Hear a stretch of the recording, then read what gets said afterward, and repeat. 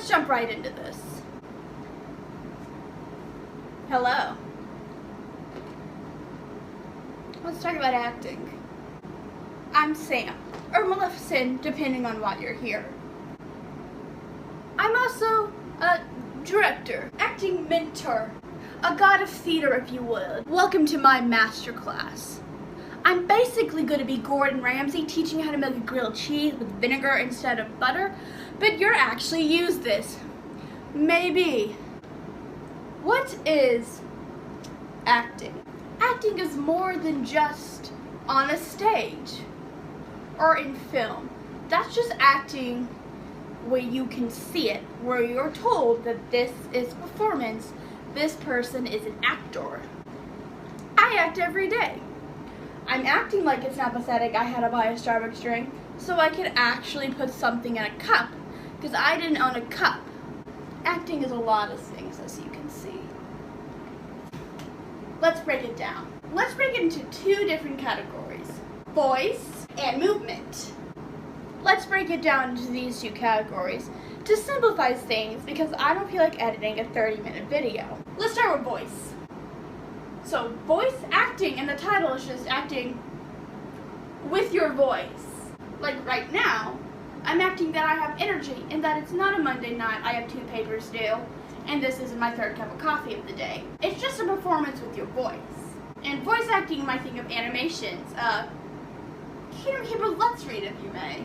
Voice acting is taking your voice to convey something that you're not really doing, which often with voice would be more emotion sense, but it can really be anything.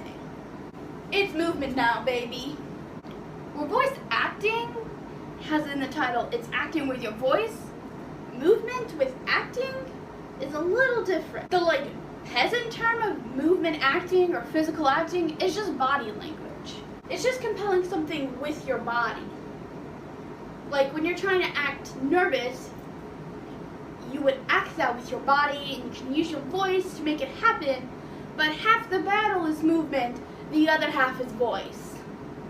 Because if you just use voice, it's going to look off. Same if you just use motion, but I'm in motion right now, we can ignore voice. You notice smaller things in your life than you would on stage. Like, you know, if someone's playing with their fingernails, it's nervous. If someone's bouncing their leg, also nervous. I'm an anxious person.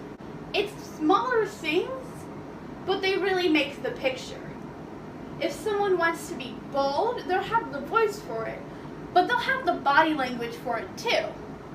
If you want to be a small person, you use smaller movements. It's just the half of the battle you don't think about. Movement engages an audience. That's why acting just assumes movement. You have to act with your body, or it's not a show, baby. It's not the show if you're not moving. Dance is considered acting with movement, but it's kind of in a different territory. Acting can be broken down into more than just voice and movement, but you could break it down so much that this could be an hour-long video, and that's a lot of editing.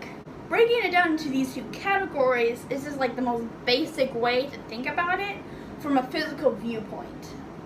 You think acting is a stage or a movie or a YouTube video or a Kingdom Keeper Let's Read that we put on YouTube and a little bit on TikTok, but that's just because they have broke it down and placed it in front of you and said, this isn't real, these are people playing a character. But literally everyone's acting all the time. Acting isn't just professional make-believe. Everyone's an actor. Everyone just doesn't always acknowledge they're an actor. Now that you've sipped my masterclass, I want to break down acting into more specific forms with more specific ideas and tips of how to create it. Voice, movement, and other forms to help people who want to get into acting, or if you just want to sound engaged when you're on the phone at your job. See you next week.